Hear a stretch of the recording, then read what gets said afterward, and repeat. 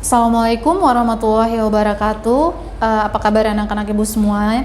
Bertemu lagi bersama ibu. Pada pertemuan kali ini kita akan mempelajari materi tentang bakteri. Ibu harap anak-anak ibu semua masih tetap semangat untuk belajar.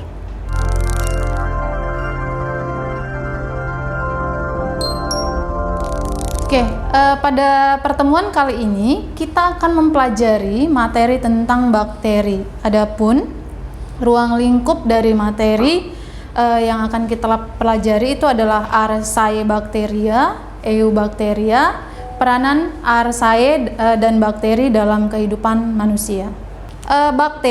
Bakteri adalah mikroorganisme yang ukurannya kecil yang tergolong ke dalam kingdom Monera ya.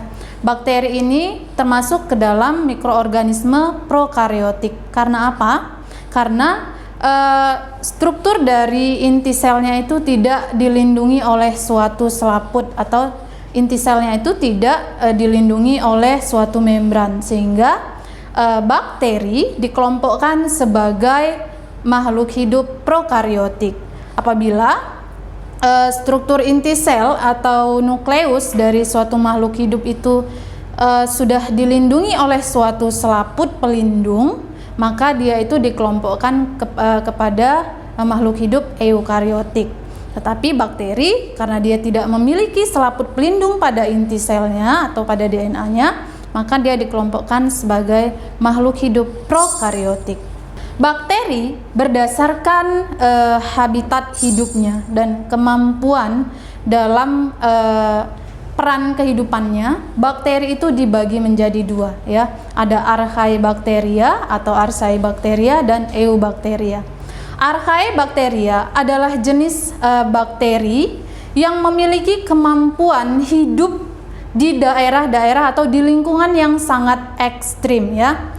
Archaebacteria adalah mikroorganisme perintis, sehingga dia dikatakan sebagai mikroorganisme purbakala. Pada saat alam semesta ini terbentuk, yang pertama kali hadir di permukaan planet bumi itu adalah jenis bakteri Archaea, karena dia bisa menyesuaikan kehidupannya dengan habitat hidupnya yang memiliki pada saat itu lingkungan bumi itu sangat ekstrim seperti itu ya. Jadi ada dua jenis bakteri ya yang masuk ke dalam kingdom Monera, ada Archaebacteria dan Eubacteria.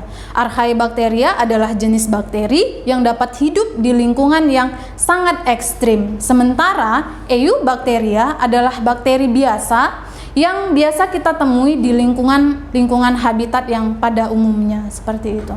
Atau Archaebacteria berdasarkan tempat hidupnya atau berdasarkan cara hidupnya, maka Archaebacteria dibagi menjadi 3 kelompok utama. Ada yang namanya bakteri metanogen, bakteri halofil ekstrim, dan bakteri termofil ekstrim, seperti itu ya. Oke, Ibu akan jelaskan apa itu Archaea yang masuk ke dalam kelompok bakteri metanogen. Bakteri metanogen adalah bakteri yang dapat hidup di lingkungan yang di lingkungan yang memiliki kadar oksigen yang sangat sedikit sekali seperti itu. Jadi Archaebacteria yang jenis metanogen ini dia dapat hidup di lingkungan yang tidak ada oksigen sama sekali ataupun di lingkungan yang sedikit sekali kadar oksigennya. Contohnya itu di mana habitat atau lingkungan hidup yang tidak memiliki kandungan oksigen atau sedikit oksigennya. Itu ada di sedimen tanah ya, kemudian di dalam lumpur, kemudian di dalam saluran cerna manusia, dan ada juga di lingkungan rawa-rawa seperti itu. Itu adalah lingkungan-lingkungan yang kadar oksigennya itu sangat sedikit, dan bakteri biasa tidak bisa hidup di lingkungan yang seperti itu. Tetapi kelompok Archaea dia bisa hidup di lingkungan yang tanpa ada oksigen, bahkan atau bisa juga hidup di lingkungan yang sedikit sekali kandungan oksigennya. Kemudian ada bakteri halofil ekstrim. Bakteri halofil ekstrim adalah bakteri yang dapat hidup di lingkungan yang memiliki kadar garam yang sangat tinggi atau dapat hidup di lingkungan yang memiliki salinitas yang sangat tinggi sekali. Contoh di mana lingkungan itu berada, itu ada di danau laut mati atau di lingkungan laut ya. Pada lingkungan laut, eubakteria itu tidak bisa hidup karena selnya akan pecah ketika berada di lingkungan yang kadar garamnya sangat tinggi. Tetapi untuk Archaea, jenis halofil ekstrim ini, dia bisa hidup di lingkungan yang memiliki kadar garam yang sangat tinggi seperti itu. Kemudian ada bakteri termofil ekstrim ya. Bakteri termofil ekstrim adalah jenis bakteri yang dapat hidup di lingkungan yang memiliki suhu yang sangat tinggi sekali ya. Apabila bakteri biasa atau eubakteria tidak bisa dihidup di lingkungan yang memiliki suhu yang sangat tinggi, tetapi untuk Archaea berjenis dari kelompok bakteri termofil ekstrim, dia bisa hidup di lingkungan yang suhunya itu tinggi. Di mana lingkungan yang memiliki suhu yang sangat tinggi itu di suatu kawasan air panas, kemudian di dalam kawah gunung berapi yang suhunya itu lebih dari 100 derajat Celcius. Tapi bakteri termofil ekstrim ini tidak mati, bahkan dia menyukai lingkungan seperti itu karena memang sudah cocok dengan struktur selnya seperti itu. Kita akan bahas tentang eubakteria ya. Tadi sudah Ibu jelaskan tentang Archaebacteria ya. Perbedaannya sudah Ibu jelaskan. Sekarang Ibu akan jelaskan tentang eubakteria atau bakteri pada umumnya. Eubakteria adalah bakteri yang secara umum kita kenal ya, yang hidup di lingkungan yang normal pada umumnya, seperti di udara, kemudian di tanah, di permukaan tubuh manusia, di air, kemudian di sawah seperti itu ya, di dalam kotoran hewan manusia seperti itu. Eubakteria adalah jenis bakteri yang dapat hidup di lingkungan yang normal pada dasarnya seperti itu. Eubakteria itu adalah bakteri ya, masih dalam kelompok bakteri, tetapi ukurannya itu sangat kecil.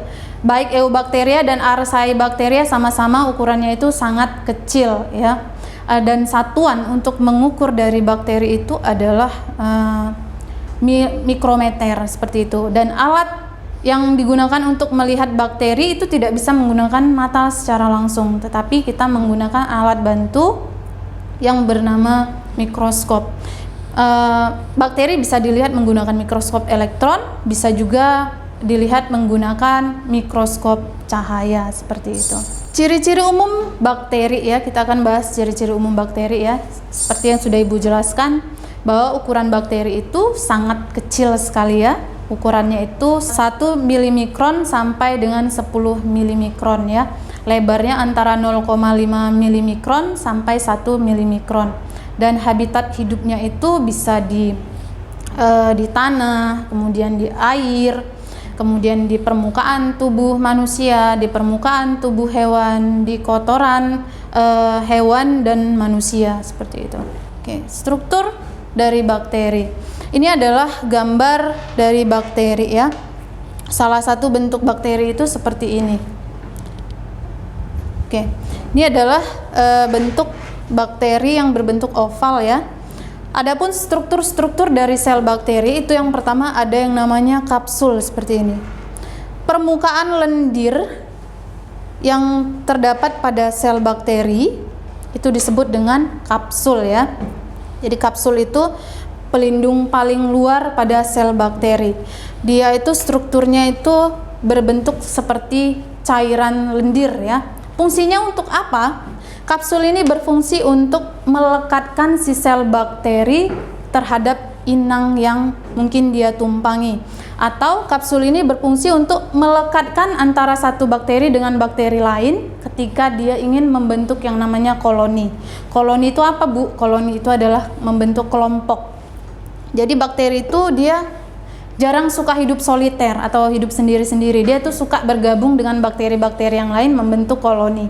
Nah, agar bisa menempel dengan bakteri-bakteri yang lain, alat penempelnya itu bisa menggunakan yang namanya kapsul, karena strukturnya bentuknya seperti lendir, seperti itu ya.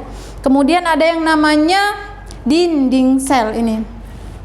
Oke, dinding sel adalah lapisan kedua penyusun dari struktur sel bakteri ya. Fungsi dari dinding sel untuk apa, Bu? Fungsi dari dinding sel adalah memberi bentuk pada sel bakteri ya, agar bentuknya itu kokoh seperti itu. Dan fungsi yang kedua untuk melindungi isi sel dari si bakteri. Jadi pelindung dari organel-organel sel bakteri ini itu adalah fungsi dari dinding sel seperti itu.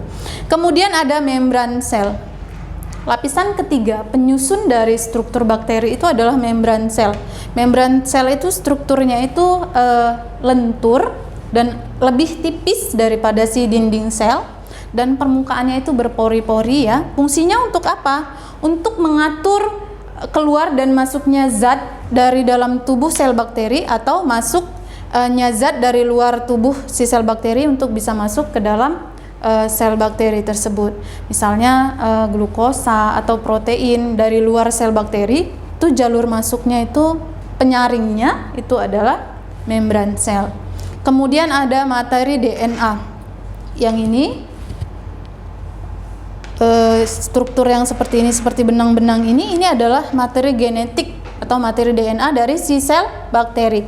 Fungsinya apa? Fungsi dari materi genetik pada sel bakteri itu membawa sifat-sifat yang akan diturunkan oleh inang si sel bakteri kepada keturunannya atau kepada anak-anaknya.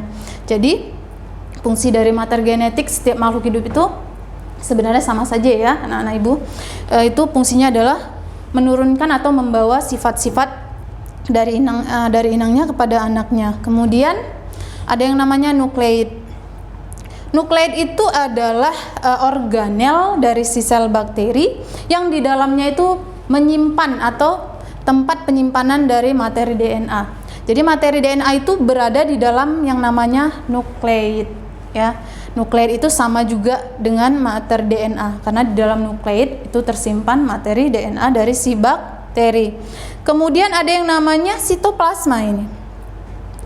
Cairan sel yang terdapat di dalam sel bakteri itu disebut dengan sitoplasma.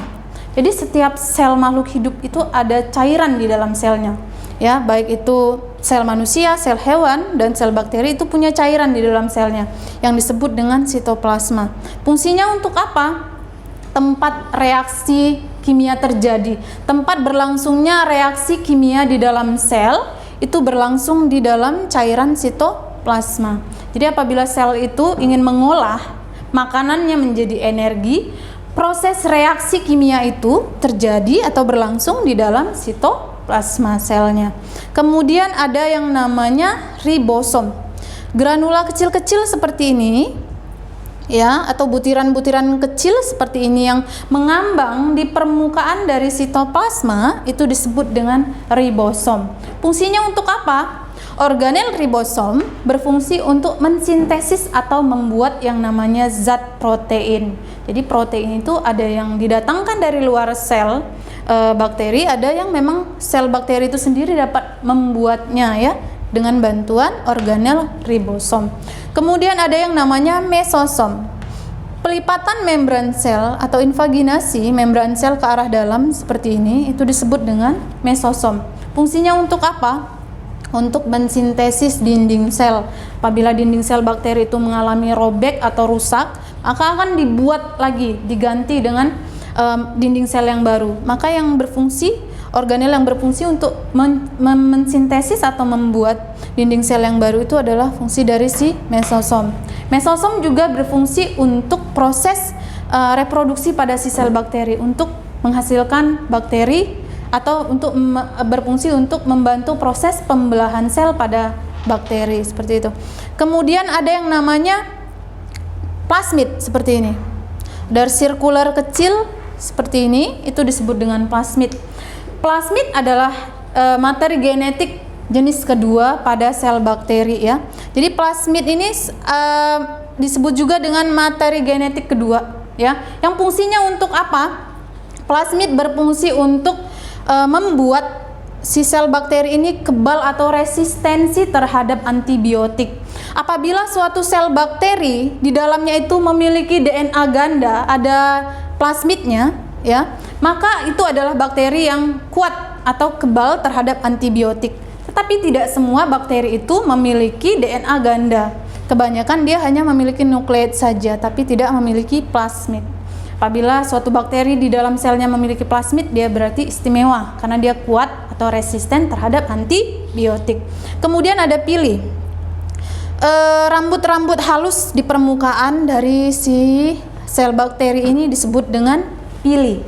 Fungsi dari pili itu adalah untuk melekatkan si sel bakteri ini terhadap inang yang dia tumpangi, atau berfungsi juga untuk tempat saluran untuk menyalurkan DNA atau materi genetiknya kepada bakteri yang lain. Jadi ada sifat dari si sel bakteri ini suka membagi materi genetiknya kepada bakteri yang lain, dan saluran untuk memindahkan materi genetiknya kepada bakteri lain itu salurannya melalui yang namanya pili. Kemudian satu lagi ada yang namanya flagel. Flagel ini bentuknya seperti ini, ekor ya. Fungsi dari flagel pada bakteri itu adalah sebagai alat gerak. Jadi bakteri itu ketika dia mau bergerak, yang mendorong dirinya agar bisa bergerak itu adalah flagel. Oke, kita akan bahas tentang bentuk bakteri. Tadi sudah Ibu jelasin struktur dari si sel bakteri dan fungsi-fungsinya untuk apa ya, struktur atau organel-organel pada sel bakteri. Sekarang Ibu akan jelaskan bentuk-bentuk pada bakteri.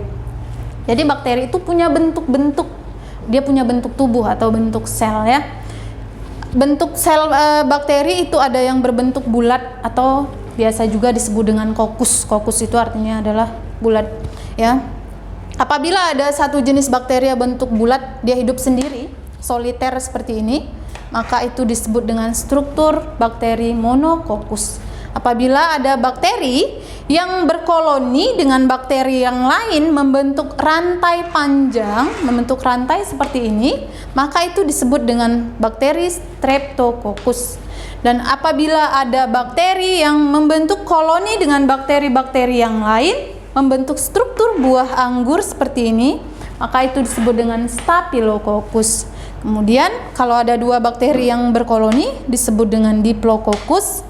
Apabila ada 4 bakteri yang membentuk koloni disebut dengan Tetracoccus, dan apabila ada bakteri yang berkoloni dengan 8 bakteri yang membentuk struktur kubus itu disebut dengan Sarkina. Kemudian ada bentuk bakteri batang. Tadi sudah kokus, sekarang kita bahas tentang struktur bakteri yang berbentuk batang. Ya, bentuk bakteri yang kedua itu ini dia.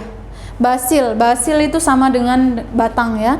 Apabila ada satu bakteri berbentuk batang itu disebut dengan monobasil. 2 bakteri yang berkoloni disebut dengan diplobasil apabila bentuknya itu batang ya.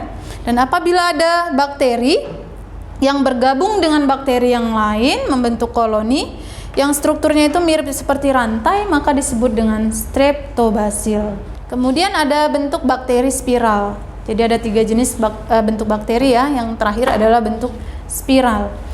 Oke, apabila ada bentuk bakteri yang spiralnya itu pendek saja, maka itu disebut dengan bakteri berbentuk spiral. Dan apabila ada bakteri spiral yang berkoloni dengan bakteri-bakteri spiral yang lain membentuk rantai panjang seperti ini, maka ini disebut dengan spiroseta. Kemudian apabila ada bentuk bakteri yang strukturnya itu membentuk seperti huruf koma, ya, maka itu disebut dengan bakteri Vibrio. Oke, kita masuk ke pembahasan perkembangbiakan bakteri ya. Jadi bakteri itu masuk ke dalam mikroorganisme eukariotik ya, prokariotik ya. Dan dia memiliki cara perkembangbiakan. Dia bisa berkembang biak atau memperbanyak keturunannya. Ada 2 cara bakteri dalam melakukan perkembangbiakan. Cara yang pertama secara aseksual dan cara yang kedua secara seksual. Ibu akan jelaskan bagaimana perkembangbiakan atau cara reproduksi bakteri secara aseksual. Reproduksi bakteri secara aseksual itu dilakukan dengan cara pembelahan biner. Pembelahan biner itu adalah pembelahan sel secara langsung ya, yang prosesnya itu tidak serumit pada pembelahan mitosis pada sel manusia atau sel hewan. Jadi proses pembelahan selnya itu secara cepat atau tidak melalui tahapan-tahapan yang rumit. Bagaimana caranya? Yang pertama sekali, untuk melakukan proses pembelahan biner pada sel bakteri, maka harus ada induk bakterinya dulu ya, yang akan membelah dirinya menjadi dua, seperti itu. Jadi harus ada indukan sel bakteri yang pertama sekali, ya. Kemudian, indukan sel bakteri itu memiliki di dalamnya itu ada yang namanya nukleid atau materi genetik atau DNA ya. Kemudian materi genetik pada induk sel bakteri tersebut akan berjalan atau bergerak mendekati yang namanya membran sel atau membran plasma. Dia akan melekat pada permukaan membran plasma ya, si materi genetik dari si bakteri tersebut. Setelah melekat ujungnya di permukaan membran plasma dari si sel bakteri, maka materi genetiknya itu akan diduplikasikan atau digandakan oleh indukan dari si sel bakteri. Kemudian setelah materi genetik digandakan menjadi dua, maka dinding sel dari indukan si sel bakteri tersebut akan melekuk ke arah dalam ya. Kemudian semakin lama proses melekuknya itu akan semakin sempurna dan terputuslah, maka dihasilkanlah dua sel anakan bakteri yang baru. Kemudian dua anakan sel bakteri yang baru ini nantinya akan melakukan lagi pembelahan biner selanjutnya. Maka dari dua sel bakteri akan membelah lagi menjadi dua sel bakteri. Begitu seterusnya cara perkembangbiakan aseksual dengan pembelahan biner. Kemudian Ibu akan jelaskan reproduksi bakteri secara seksual ya. Adapun cara perkembangbiakan reproduksi atau cara bereproduksi seksual pada bakteri, yang pertama itu secara konjugasi ya, di mana proses reproduksi secara konjugasi itu adalah proses indukan bakteri membagi materi genetiknya itu kepada bakteri yang lain. Tahapan-tahapannya bagaimana? Seperti ini. Ada indukan dari sel bakteri yang berperan sebagai pendonor dari materi genetik. Di dalam selnya itu terdapat dua jenis dari DNA ya. Ada nukleid dan ada plasmid. Dia akan ingin membagi plasmidnya ini terhadap bakteri yang tidak memiliki plasmid. Maka dia akan mendekati permukaan sel dari bakteri yang tidak memiliki DNA plasmid. Dia akan melekat dengan bakteri resipien tersebut ya. Bakteri pendonor akan melekatkan selnya kepada bakteri si resipien. Kemudian dia akan menyalurkan atau membagikan plasmidnya itu melalui pilinya tadi untuk masuk ke dalam sel bakteri resipien. Dia akan menusukkan pilinya ke permukaan dari si sel bakteri resipien dan kemudian mengalirlah plasmid dari bakteri pendonor menuju ke sel bakteri resipien.